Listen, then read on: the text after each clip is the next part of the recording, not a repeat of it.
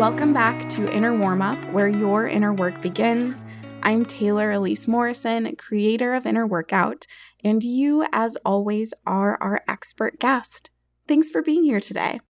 And thank you especially to our Inner Circle members for supporting this work and all of the work that we do at Inner Workout. Now, you just heard me say in that intro that you, as always, are our expert guest. And at this point, if you've been listening to the podcast for long enough, that's probably just something that goes in one ear and out the other. Like, oh yeah, Taylor says that at the beginning, that it may have lost some significance. And as we're doing this series this month of clarifying and honing in on some of Inner Workout's foundational concepts, this idea of self-expertise is definitely something that I wanted to return to. Because everything we do at Inner Workout is founded on the belief that you are your own best expert. To the point that I had a whole other personal development podcast before that was doing really well. And it started to feel misaligned because I didn't want to simply tell people what to do. I wanted to create space for people, yes, to hear concepts, but ultimately to have reflection and to tap into their own expertise as it related to a concept. And the fact that we at Inner Workout believe that you are your own best expert, that can make things difficult sometimes.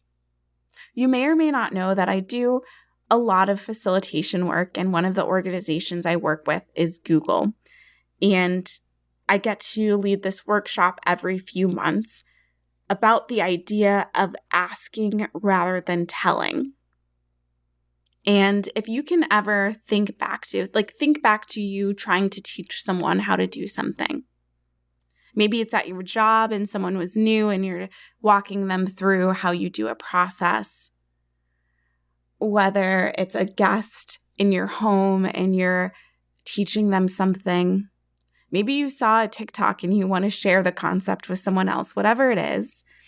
When you are trying to relay information, it is a lot easier just to tell rather than to ask.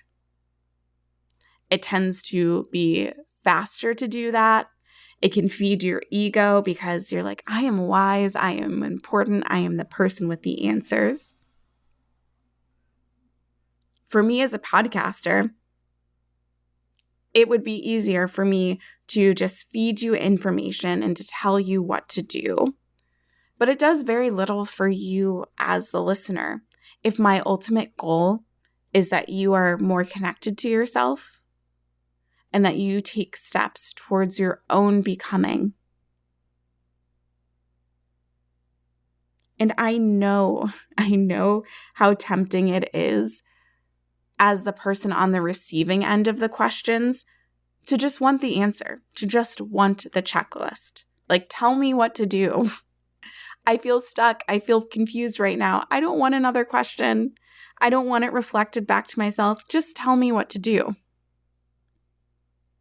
This happens to me all the time when I am talking to my husband, Matt, and I'm in the midst of a decision. And it's like I've played it in my head. I could go this way or I could go that way.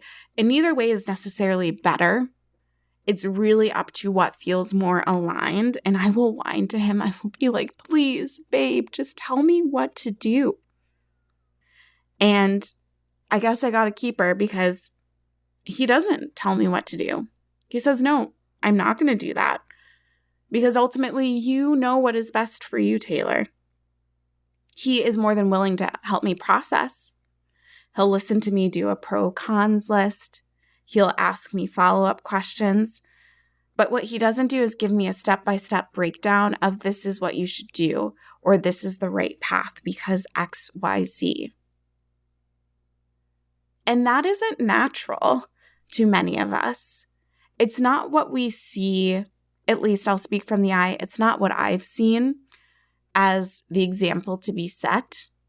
As a business owner, but also as a leader in many places, there's this model of you are just supposed to tell people what to do.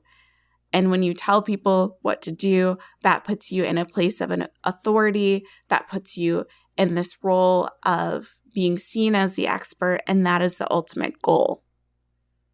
But that's not my goal, as you heard. That's not Inner Workout's goal.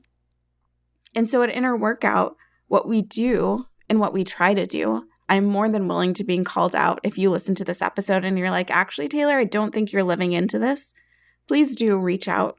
Send us a DM or an email. I will welcome that feedback with open arms. But our goal at Inner Workout is to teach concepts or structures or frameworks. That's what you hear us doing, especially this month on the podcast. We're telling you these concepts and how we see them, what our perspective is, and then to hold space for you to figure out how they apply right now. So in this podcast, the structure is we're sharing concepts. A lot of times I weave in my personal stories and experiences. And then we have that couple of minutes for you to think, okay, I just heard a lot of information. What do I need to focus on? What resonated? What didn't resonate? Or if you've ever been to a workshop that we hold, we try to have space for reflection. And when I'm answering questions, you even heard me do it earlier in this episode, I try to be really clear when I'm speaking from the I and from the place of my personal experience and my self-expertise, so that you don't think that this is the way it has to be all of the time. I'm sharing what works for me and what has been true for me, which may be different for you as you sit in your own expertise. I actually just had this with a one-on-one client where she was asking me a question about how I like to approach my work and how I'm able to do what I'm able to do. And I answered the question, but then at the end I said, ultimately, I know that I've been working with her for a while, so I know that we have different personality types. We have different things that energize us and drain us. We have different systems and structures that we need to have in place. So my hope is that what I shared to her was an inspiration. And I let her know, this is a starting point for you. And now what I want your next step to be is to think about, okay, what does this mean for me? What are the themes that I can draw out and then apply to my own personality type and my own energy cycles? So that is always my goal, whether it's I'm working with someone one-on-one or as the person who has the pleasure of leading Inner Workout.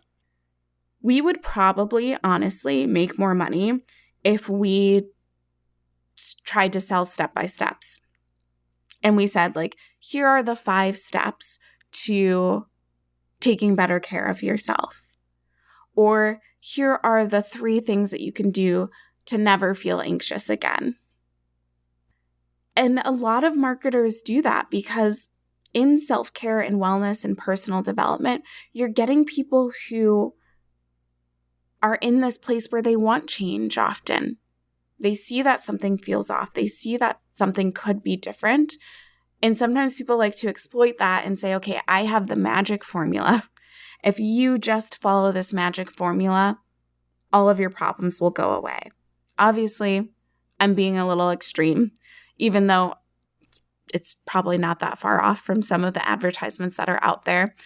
But those are the types of practices that I've seen of saying, if you follow this process, all of a sudden you will have the business that I have or the job that I have or the life or the partner that I have. And that's just so short-sighted if the true goal is transformation. That personally doesn't feel aligned to me.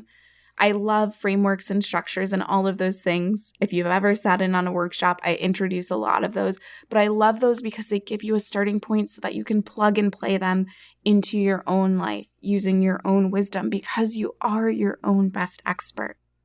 So in a moment, the question I'm going to have you reflect on is, if you believed that you were your own best expert, what is one action that you would take today? For me, answering this question today, me believing that I was my own best expert meant, one, taking a nap. I was like, I could push through this. I'm feeling really tired. I could just keep going. But then I was like, no, I know myself. I know my body. I know the energy that I want to bring to this task. And it is far better for me to take the rest than to try and just push through. The other thing that I did today in believing that I was my own best expert was trusting myself as I put the touches on this podcast. In trusting that I had something to say and that I had a perspective and that it would be valuable to the people that it's meant to be valuable to. Sometimes I find myself wanting to censor or to say things differently because I think that, I think people will like it better, that it'll go down easier, that people will like me better. But when I'm sitting in my self-expertise, I'm like, you know what? I'm not going to be for everyone. Inner workout is not going to be for everyone. But for the people it's for, I'm going to do everything that I can to make it as valuable as possible. And when I'm trusting my self-expertise, those tend to be the times where I get notes saying, oh, this newsletter was exactly what I needed. Or I'll see someone share an episode on the podcast and say, oh, yes, this one. This one was speaking directly to me. There's a correlation between when I am most trusting my expertise and when things resonate out in the world. So that's what it looked like for me to trust and to believe that I was my own best expert. It's your turn to reflect. If you believed that you were your own best expert, what is one action that you'd take today? And I'll give you a hint too. Sometimes the action is inaction. Sometimes it's not doing something that is the action. So that's a fair response too. If you believed that you were your own best expert, what is one action you would take today? I'll catch you on the other side.